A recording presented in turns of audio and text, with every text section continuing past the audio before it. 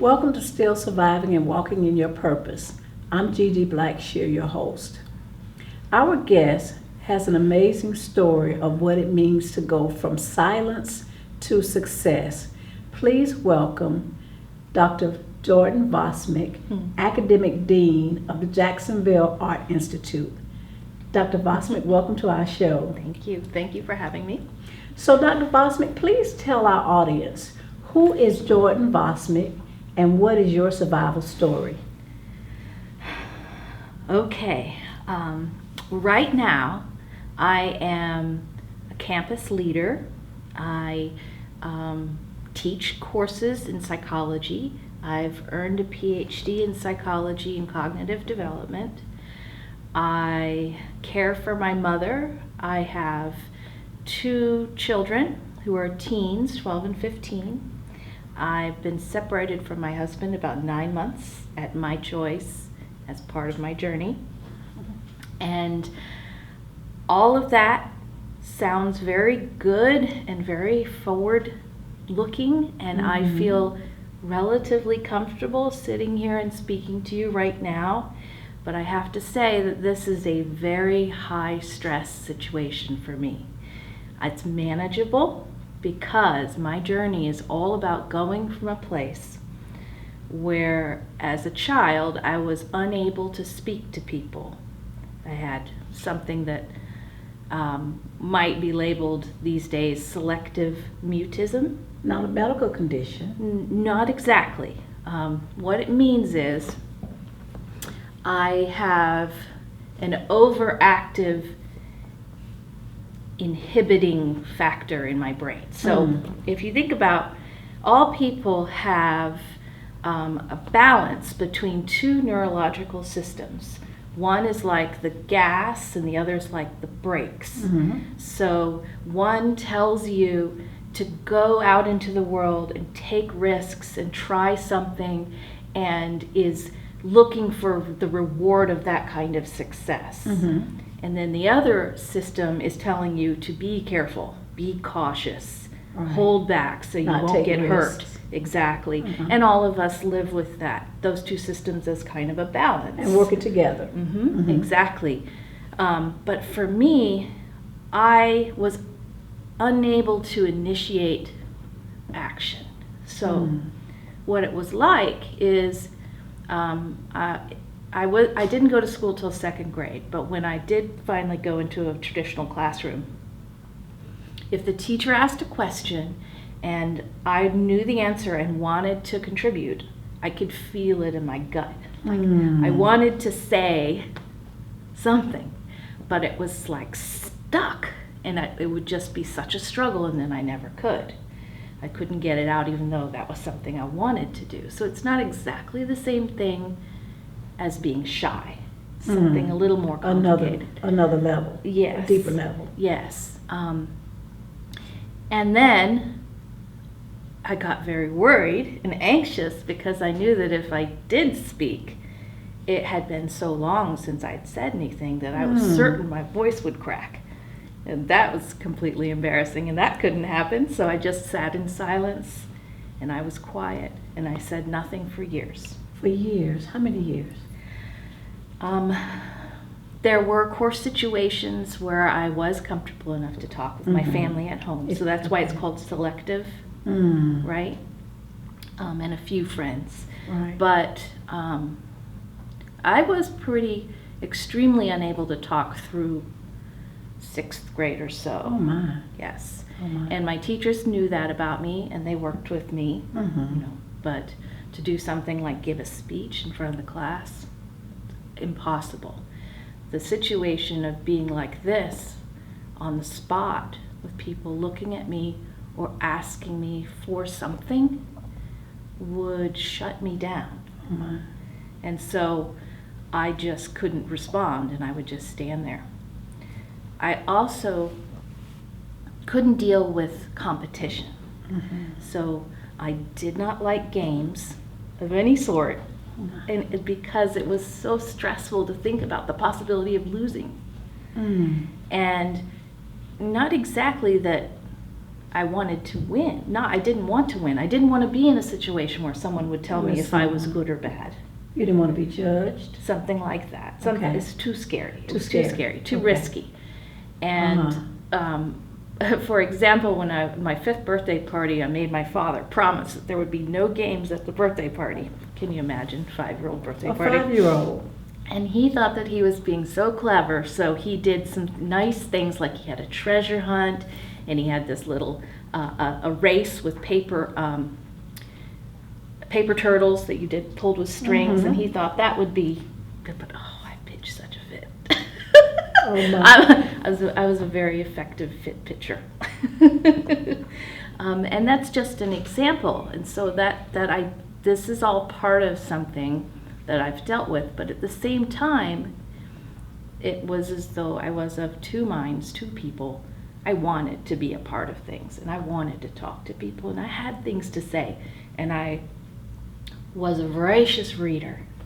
I read at a very early age. How did you said that went on up until like 5th grade, 6th grade? Yes, even before, but about 6th grade is when I started to take a turn for the better, to take things into my own hands. How were you able to come out of that? Well, the first thing I did was start to work with theater. I had a friend who did a summer program with theater, and so I had a little bit of an opportunity to try that. And you'd think that would be the absolute worst thing. The last thing you want to do. Except there was something about it, to be in a situation where you have lines, or that's really a very safe space because you're supposed to behave silly. Yes, exactly. Gave me some emotional room to try, right? And then when I was older, I went to Douglas Anderson School of the Arts here in Jacksonville for, at that point in time, the school went from 8th grade to 12th grade because it was one of the very first magnet schools here, and it was very new at the time. And a lot of the theater program had to do with things like improv, and it was just a consistent practice of getting words out of my mouth. And with enough practice, there was some desensitization that helped. And I think the main message, though, is that it was something that I wanted to change. That you wanted to change. I made the choice to go to that school when it was available to me. My parents were amazed, and it was very, very helpful. Let me ask you about your parents, because listening to you talk about your dad and the great lengths that he went through for you to have a good birthday party, it sounds like they were really supportive of you. They were. And that they did not try to force you outside of what you were comfortable with. They were pretty supportive in that way, yes, but it also just was impossible. I didn't go to school till 2nd grade. You were homeschooled, or you just because I was so good at pitching fits. They started me in school, and it just didn't work. Okay. And so they were struggling to try to find a way to make things all right for me, and all I wanted to do was sit still, and have no one talk to me. But as you see, I've certainly come a long way. You've come a very long way. Mm-hmm. The great thing is that you found something Yes. to bring you out, something to bring you out of your comfort zone, Mm-hmm. something that you enjoyed doing, and something that stretched you probably beyond your... Yes. Yeah. And I never aspired to do theater in any professional way, but it was, I understood, a critical experience for me in just having a safe space to be able to express myself. Having a safe space. Yes, exactly. I like that. I Yes. like that. Mm-hmm. So you were able to, through theater, Mm-hmm. you were able to really find your voice Yes. and use your voice and express yourself. Yes. And One of the things you said that was powerful was that I wanted to. mm-hmm. You had that desire on the inside. Yes. You wanted to be able to express yourself. You wanted to have normal, Yes. what we call normal interactions with others. Yes. And because you had that desire, you were able to find the thing. Yes. You were able to find the thing. And that's important, Yes. having that desire. I think so, absolutely. Yeah. And yeah. I went out of my way to discover the kinds of things that people say to one another in casual conversation, which was so hard for me. You know, I needed good models of people who were comfortable talking to other people and would, you know, meet strangers. And the husband that I have separated from was a very good help to me in the beginning. Mhm. I was with him for more than 20 years. Mhm. That was one of his defining features. So he's a very friendly man, so he Yeah. talked to everyone, so he was a good model. And I think that was another thing, to practice talking with people and then becoming a teacher and interacting with students and giving lectures about things that I cared about. It mattered a lot to be prepared. It was like I was rehearsing for regular life. Rehearsing for regular life. Yes, finding ways to say things that would open up friendly conversation, finding ways not to run away when someone asked me questions, things like that. Dr. Vosmik, you have shared with us an amazing story. And I'm so grateful that you were able to find your way from silence to success. Thank you. We're going to come back in just a moment and hear more from Dr. Vosmik. We are back with Dr. Jordan Vosmik. Dr. Vosmik, tell our audience, what's next for Jordan Vosmik? Well, it's hard to say because the school that I've been leading for 5 years, and I've had many roles here, so I've been here for 10 years, is closing. And so that's a big part of what I'm doing, is shepherding students and faculty through the process of closing. And I will be done with that at the end of January next year. And I will have to think about once again going out into the world and finding something new. But I know that I can handle it. I have a sense now that it's not such a scary process to have things be up in the air. I had one other experience that was very formative to me. In 2008, we discovered that my mother had a brain tumor. And it was large but benign. And she had to have an emergency surgery that was very sudden. She worked as a nurse midwife here in Jacksonville, delivered thousands of babies over the year at St. Vincent's Hospital. And all of a sudden she couldn't work. And brain surgery is not a simple thing, and there's a lot of recovery. So at the time, I was living in New Jersey in my first professorship job. You know, I was a tenure-track professor at a little liberal arts school up there. But this situation came upon me, and it was, you know, all of the family came rushing to the hospital. And we were all together with my mother in there for about a week. But then everyone started leaving. Oh, they all going went back to their home. lives. Yes, with no particular discussion about it. But I realized I was the last man standing and that someone had to take her home. So ultimately, I moved my family back home, which is here in Jacksonville, into my old house, putting my children in my old bedroom. You know, it was a serious coming back home experience. Okay. And I had a very intense caretaking experience for quite a while. You know, she had issues of blood pressure that meant if she stood up that she would lose consciousness and fall. So I had to kind of make, first of all, try to make her sit still. And then when she didn't, walk behind her and catch her. You had to be there to catch her. Yes. Yeah. So at the same time as raising your own children, Yes, you and were a they were mother younger. as well as a caregiver for your mother. Yes. That had to be challenging. It was. Yeah. But I tell you what, it was the single most experience that has let me know that I can do these things. Yeah. And that not having certainty about exactly what is going to happen next doesn't bother me. Yeah. It's all right. Yeah. It's through trial and tribulation that we learn who we are. That's right. Who we are and what we can do.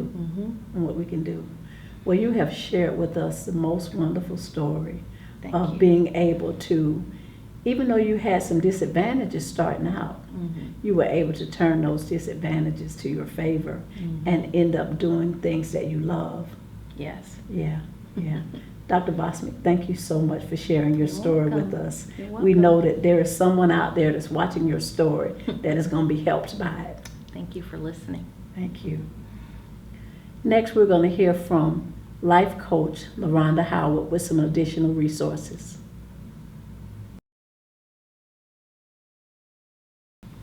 We are back with certified life coach LaRonda Howard.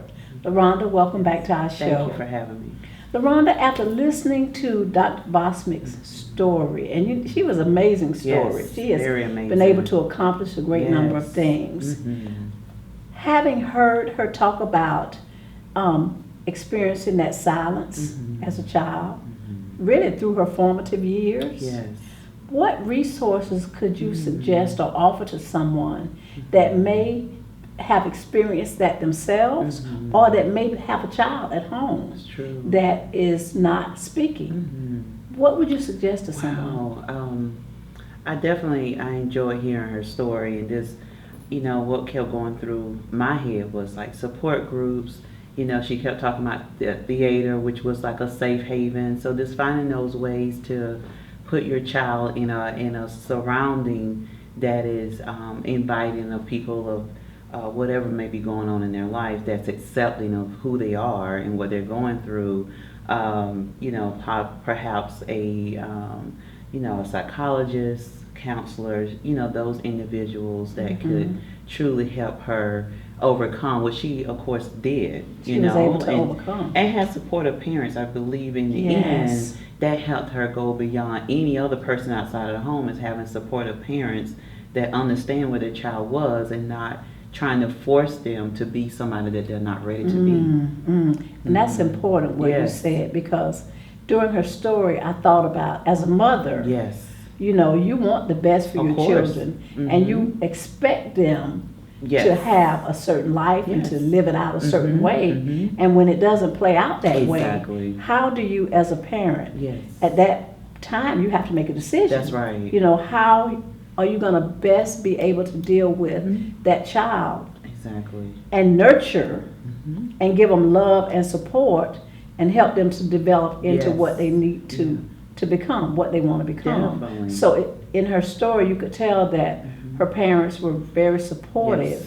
of her, even though at times I'm sure it was a struggle. Of It was course, challenging, of course.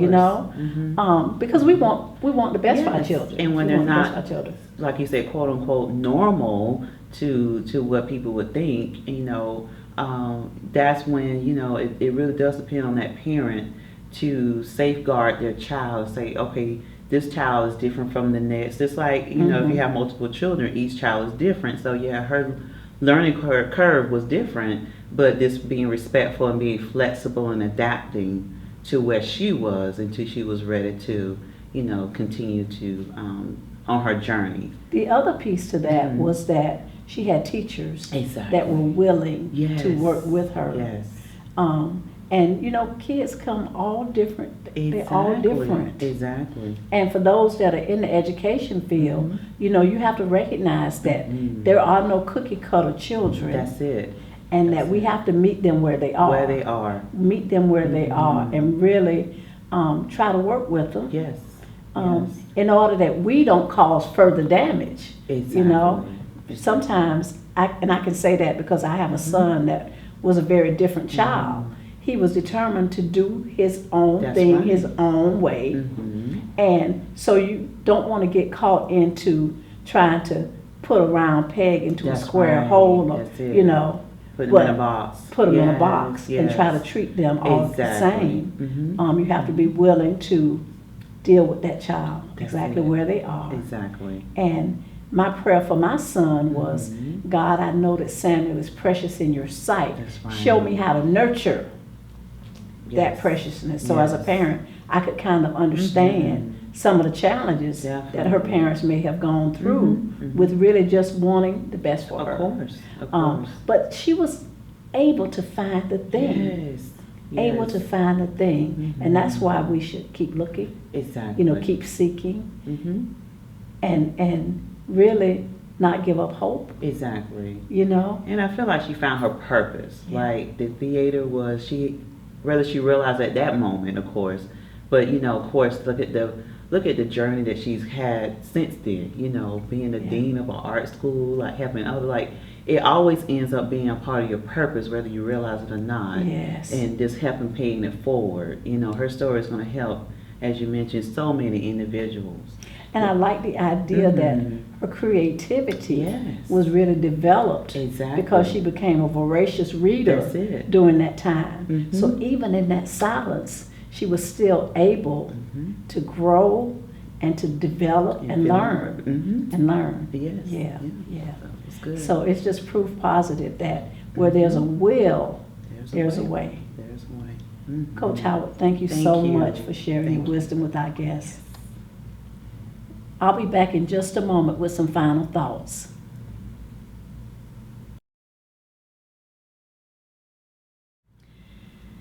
In listening to Jordan's story, it was a blessing to me that the way we start out our lives doesn't necessarily have to dictate the way our lives end or the way we end up. As parents, we want the very best for our children. We have a responsibility to love, nurture, and care for them in whatever state they're in. Jordan had parents that were able to help her to find the thing that she wanted, the thing that she needed to do in order to get to that place of creativity. Because she was nurtured, because she had her family support, she was able to find the thing that made her heart sing. Thank you for watching our show.